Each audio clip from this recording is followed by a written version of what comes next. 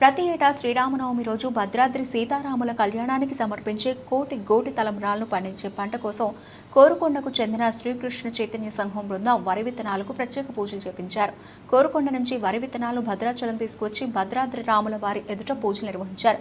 14వ కోటి తలంబ్రాల మహాయజ్ఞంలో భాగంగా పూజలు నిర్వహించినట్లు శ్రీకృష్ణ చైతన్య సంఘం అధ్యక్షుడు కళ్యాణ అప్పారావు తెలిపారు. గత 14 ఏళ్ల నుంచి ప్రతి ఏడాది ముందుగా వరి విత్తనాలను భద్రాచలం తీసుకువచ్చి స్వామివారి పాదాల ఎదుట ప్రత్యేక పూజలు నిర్వహించి అనంతరం తూర్పుగోదావరి జిల్లా గోకవరం మండలం అచ్యుతాపురం గ్రామంలో వరి విత్తనాలను చల్లి భక్తి శ్రద్ధలతో పంటను పండించి పండిన పంట ధాన్యాన్ని 2 తెలుగు రాష్ట్రాల్లోని మహిళా భక్తులకు పంపిణీ చేస్తున్నారు. మహిళలంతా వరి ధాన్యాన్ని భక్తి శ్రద్ధలతో శ్రీరామ నామ స్మరణలతో కోటి తలంబ్రాలను తయారు చేసి భద్రాచలంలోని సీతారాముల కళ్యాణానికి సమర్పిస్తున్నారు. ఈ కార్యక్రమంలో భాగంగా ఈరోజు వరి విత్తనాలకు నిర్వహించిన పూజల్లో ఆలయ కార్యనిర్వహణ అధికారి ఎల్ రమాదేవి పాల్గొన్నారు.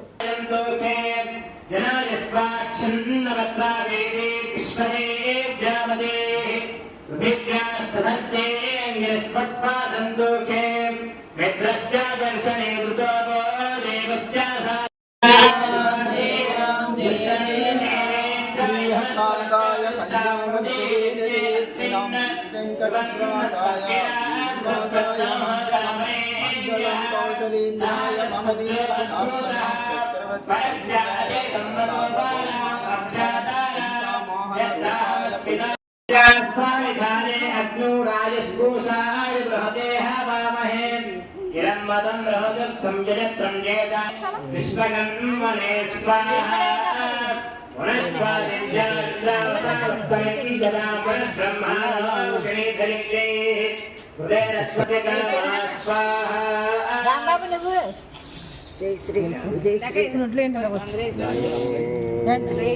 सहस्रशीर्षा पुरुषा सहस्राक्षा सहस्रपा सहस्रशीर्षा पुरुषा सहस्राक्षा सहस्रपा सभूमि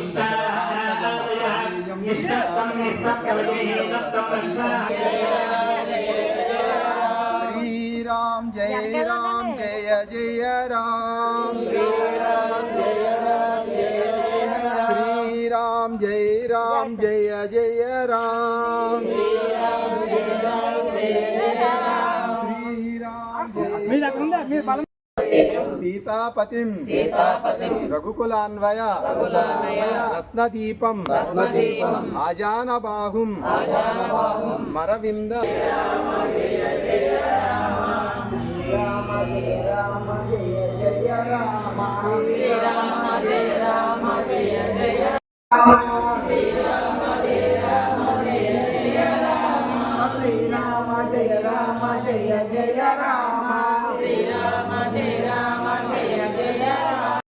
శ్రీరామ్ జై రామ్ జై జై రామ్ 14వ కోటి తలంబరాల జ్ఞాన యజ్ఞంలో భాగంగా ఈరోజు భద్రాచల శ్రీ సీతారామచంద్రస్వామి దేవస్థానంకు వరి విత్తనాలు తీసుకుని వచ్చి ప్రత్యేకించి పూజలు చేయించి ఈ పూజ చేసినటువంటి ఈ విత్తన శుద్ధి పూజ అయినటువంటి విత్తనాలు తీసుకుని వెళ్ళి ఆంధ్రప్రదేశ్ తూర్పుగోదావరి జిల్లా గోకవరం మండలం అచ్యుతాపురం సర్వే నెంబర్ 16/12లో శ్రీరామ పాదక్షేత్రంలో చక్కగా భక్తులందరూ కూడా వానర వేషధారణతో విత్తనాలు జల్లి పంట పండించి పండిన తర్వాత అవన్నీ కూడా 4 రాష్ట్రాల 5,000 మందికి గోటితో వలవడానికి పంపిణీ చేసి ఒలిచినటువంటి ఈ కోటి తలంబ్రాలను 14వసారి భద్రాచలానికి, 3వసారి అయోధ్య, ఏడోసారి ఒంటిమిట్టకి పంపడంలో భాగంగా ఈ క్రతువు జరుగుతుంది.